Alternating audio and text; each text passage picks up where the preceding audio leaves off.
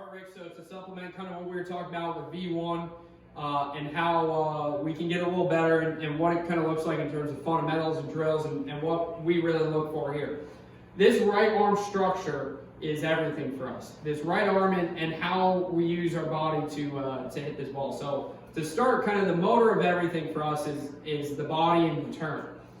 When the motor is the body, then you have a very consistent low point and how you bottom out this club and present balance. And we know presenting this club kind of in a similar spot and giving yourself the cushion that, hey, I can even be an inch behind the ball and still produce a good shot is what allows us to be very consistent in our flight and our contact and everything that we're doing.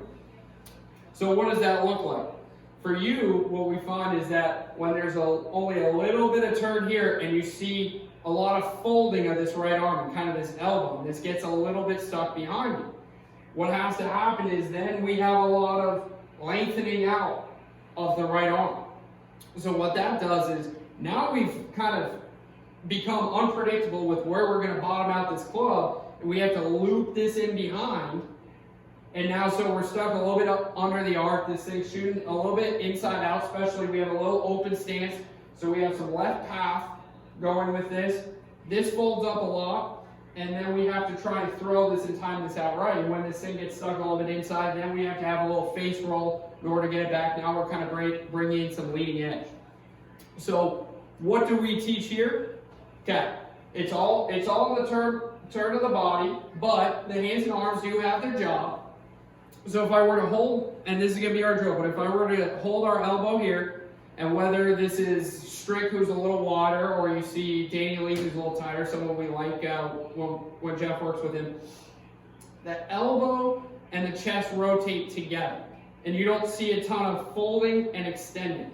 The elbow and the chest are the driving force of this movement. Yes, the hands do have a throw in it, and we'll talk about that. But if the elbow and the chest rotate together, you can see a pretty consistent right arm, and we're able to then throw this on the arc. We'll be able to get a little more spin loft and be able to kind of get this starting out straight without any roll of the face.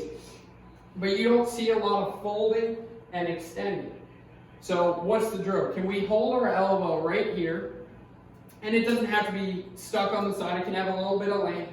But can the turn of the body of the elbow and the chest be pretty similar? And then we get to throw. So hit yourself some chip shots, some pitch shots. Doesn't matter how far, maybe 5 yards or so.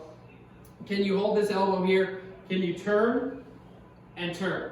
The hands get to have a little throw. You do present a lot of balance into it. We don't see you leaning at all, which is good, that we talked about in V1.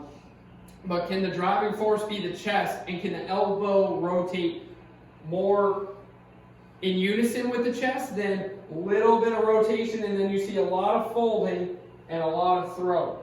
So there's just too much movement in terms of, too much change in terms of this right arm to be able to have that consistent low point.